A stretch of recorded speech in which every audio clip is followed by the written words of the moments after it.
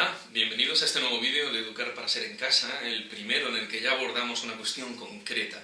Hoy vamos a hablar de la importancia de aprender a enfriarse, de una estrategia que hemos introducido ya en 4 años y que recordamos en 5 y 6 años para resolver conflictos entre los iguales, entre los compañeros de clase, los amigos, los hermanos en casa, es decir, entre niños y niñas. Bueno, es muy probable que muchos de vosotros conozcáis esta estrategia porque haya llegado a vuestra casa esta lámina en la que les recordamos a los chicos los 3 pasos de una estrategia que en psicología tiene el nombre de estrategia de la tortuga, pero que hemos llamado aprender a enfriarse porque nuestro objetivo siempre es captar la motivación, la ilusión de los niños, la curiosidad por nuestros personajes e historias sociales, porque sabemos que si queremos que por el bien de ellos adquieran un determinado hábito de resolución de conflictos, es mucho más eficaz una historia social, un cuento donde el protagonista reproduce el comportamiento que deseamos que tengan ellos, que una instrucción verbal, pero mucho más. Y esto ya da una indicación de por dónde va nuestro proyecto y la importancia que tienen los apoyos visuales. No solo porque este póster,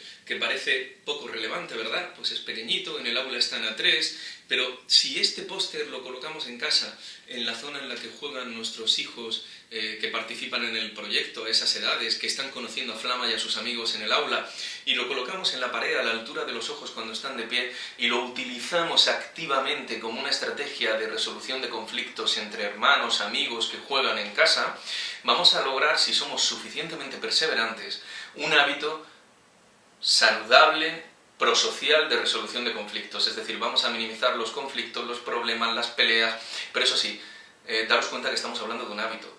En el cole, los maestros que participan en el proyecto Educar para Ser tienen la formación y los recursos para utilizar la estrategia de aprender a enfriarse contando el cuento, haciendo que cada vez que surge un conflicto entre los chicos se resuelva siguiendo estos 3 pasos. Daros cuenta además que estamos hablando de un momento emocional álgido. Un niño o niña de 4 o 5 años en una fase tan egocéntrica del desarrollo, siendo tan impulsivos como es lógico que sea en esa edad, ¿verdad? Porque nacemos pues con una serie de departamentos de nuestro cerebro plenos y otros por madurar y desarrollar. Y en el caso de la reflexión, de la corteza prefrontal sobre todo, la maduración no va a llegar hasta los 20-25 años de edad. Con lo que, claro, este póster lo que nos recuerda a los papás, a las mamás, a los abuelos, a las abuelas, a los maestros, a las maestras, es que nosotros, hasta que llegue ese momento, somos como la corteza prefrontal externalizada de los niños. Somos los que tenemos que contribuir a moldear la autorregulación, a enseñarles a resolver conflictos.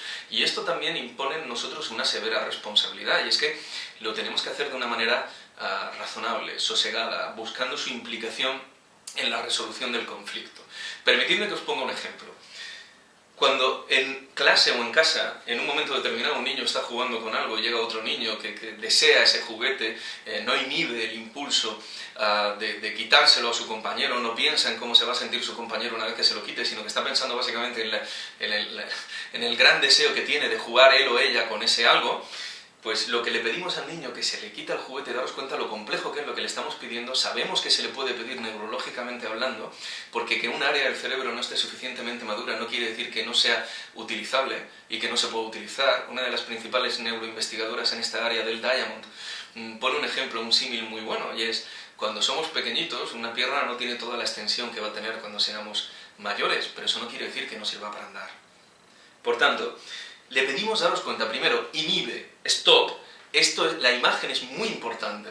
En ese stop, el inhibe, lo que queremos es frenar la respuesta de naturaleza impulsiva, ese empujar, ese pelear, esa respuesta de base emocional, y ganar suficientes nanosegundos como para que haya otras áreas del cerebro que se puedan activar mínimamente. Y nosotros en Educar para Ser, lo que le pedimos en concreto a los niños es que frenen y que den 2 pasos alejándose. Son estatuas. Jugamos a que son estatuas que solo tienen pies para moverse.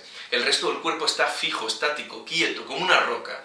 Y dan 2 pasos alejándose del amigo, amiga, hermano o hermana que le ha causado esa emoción. La rabia. El segundo paso, ¿qué es? La estrategia de la tortuga dice algo mucho más mecánico, dice respirar. Bueno, nosotros queremos poner este corazón como símbolo porque no solo es respirar para intentar buscar compensar parte de ese momento emocional, es que tienen que ser conscientes por autoconciencia emocional. Tenemos que ponerle nombre a algo si queremos domarlo, que es uno de los principios básicos de estas estrategias. Tenemos que decirles que están enfadados.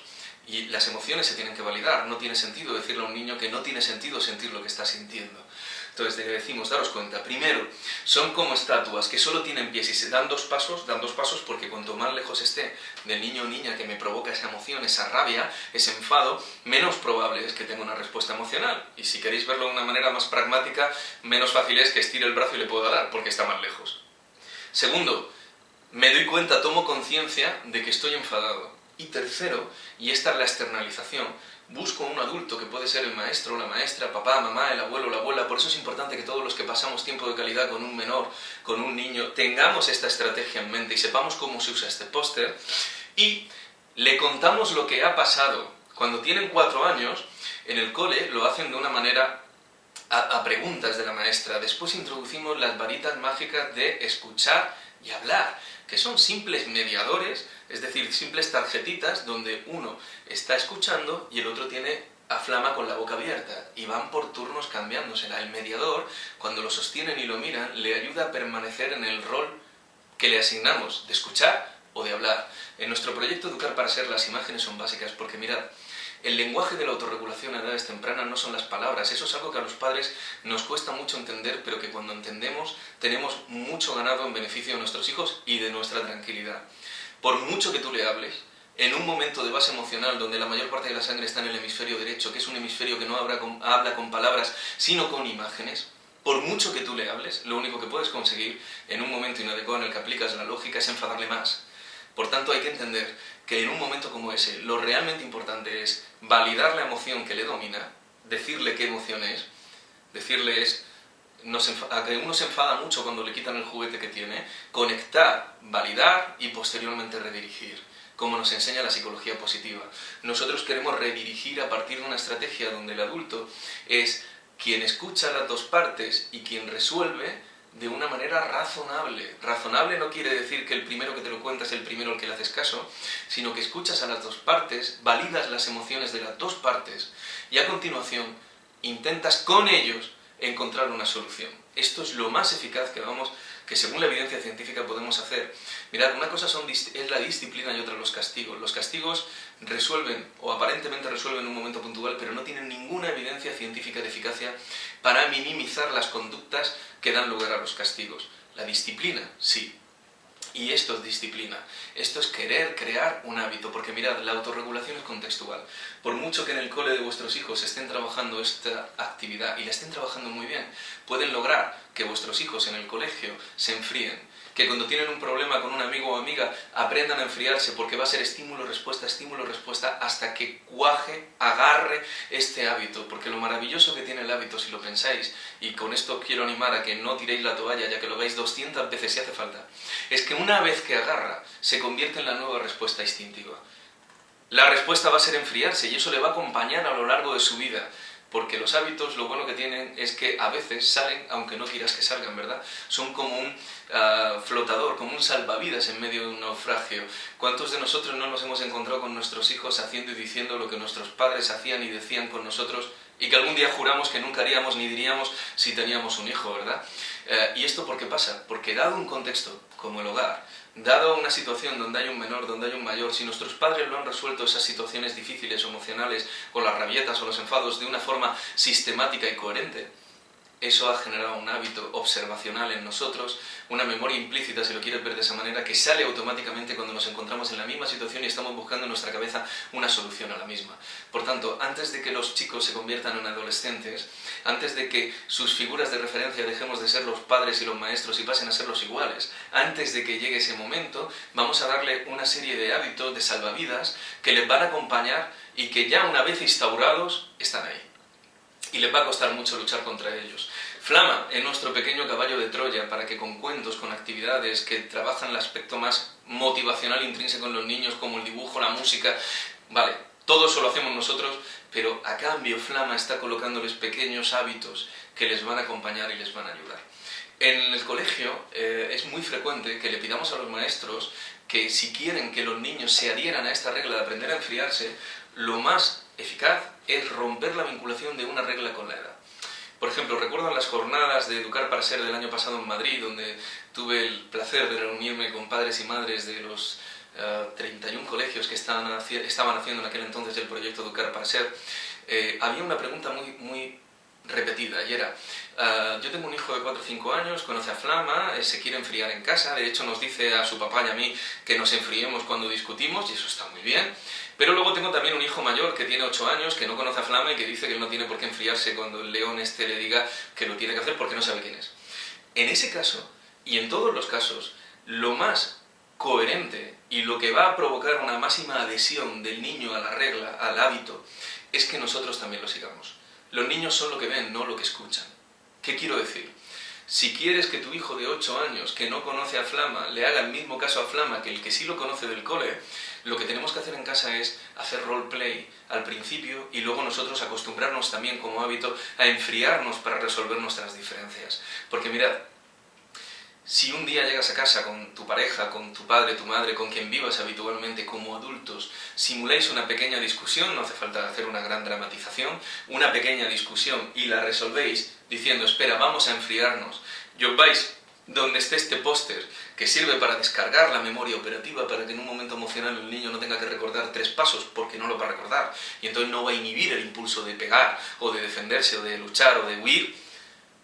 Si vosotros os enfriáis, la boca de los niños se va a abrir casi un palmo, porque no están acostumbrados a que los adultos seamos coherentes con las normas que ponemos para ellos.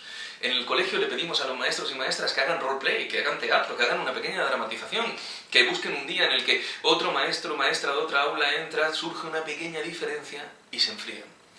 Claro, daros cuenta de que, como os decía, y con esto vamos cerrando, la autorregulación es contextual. Si se trabaja en un aula del colegio, puede arraigar dentro de esa aula, pero la estamos trabajando también en el patio, la trabajamos en el comedor, la trabajamos en casa, la trabajamos en casa de los abuelos. Siempre que los niños pasen un tiempo suficientemente amplio en un contexto, si queremos que de verdad se convierta en un hábito generalizado a distintos contextos, tendremos que ser proactivos y convencer a los adultos que están en ese entorno de que la forma más fácil de que un hábito arraigue en un niño es que ese hábito esté presente en los adultos. Bueno, en las siguientes sesiones y vídeos os hablaremos de distintas cuestiones que hemos convertido en esenciales del proyecto Educar para Ser. No perdéis de vista que este es el primer proyecto que disponemos en España que trabaja la autorregulación de forma sostenida desde los 3-4 años hasta el final de la educación primaria, que en primaria ya no la trabaja como actividades distintas al currículo, sino que ofrece unas actividades de matemáticas, otras de lengua, otras de ciencias naturales, otras de educación artística, todas para trabajar contenidos del currículum, pero desde la autorregulación. Trabajando autoinstrucciones, trabajando la mentalidad de crecimiento, trabajando la empatía, trabajando la compasión, que es la empatía activa, que es lo que de verdad debemos trabajar si queremos eliminar el acoso escolar y queremos trabajar por la convivencia. Por tanto, nos quedan unos cuantos vídeos para contaros cómo llevar esto a las casas y bueno, para nosotros es un auténtico placer y no sabemos cómo no se nos ha ocurrido antes grabar estos vídeos para estar más presente en vuestras casas, que es lo que realmente queremos. Muchas gracias.